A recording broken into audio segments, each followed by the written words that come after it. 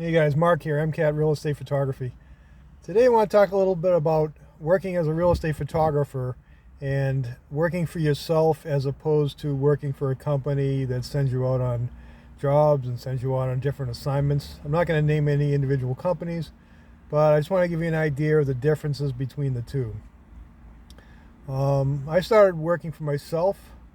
It's a lot of work to find the customers. That would be the biggest drawback for working for yourself. That's probably the most difficult part of working for yourself as a real estate photographer. Figuring out how to use the camera and figuring out how to use a drone and getting a drone license and doing 360 virtual tours. They're all pretty difficult and they take some time to learn. But I've been doing this for about 3 years and I'm still finding that finding the customers is probably the most difficult thing, because you work with a lot of real estate agents. They already have a photographer they're working with. They work for a company that has a photographer that works for basically all the agents in the company. So it's hard to compete with that. And sometimes they want to take their own pictures. Sometimes they have pretty good cameras that they can take pictures themselves that are almost as good as a professional photographer.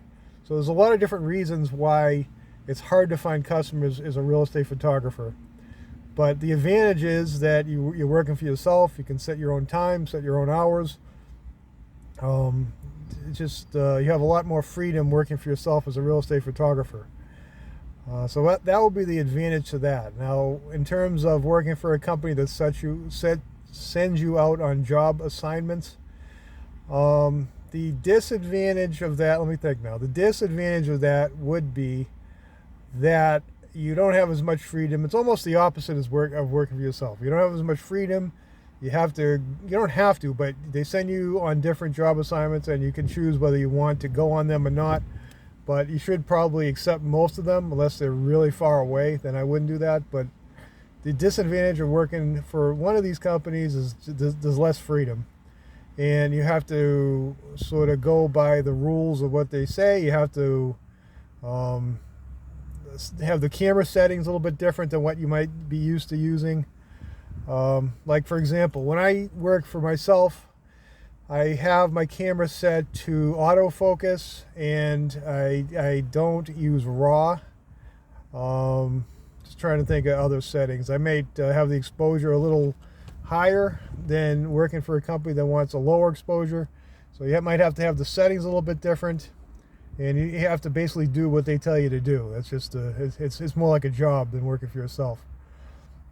The biggest advantage of working for these companies is that they find the customers for you and they send you out on these jobs. And basically all you have to do is accept the job, show up and do the job, and then you'll get paid. So that's really a gigantic advantage, because like I said, it's hard to find customers as a real estate photographer, and these companies find jobs for you. It makes the whole process just way easier. So those are the advantages and disadvantages of working for yourself as opposed to one of these companies. If you have any questions, just leave them in the comments below. And I'll see you guys next time. Thanks for watching.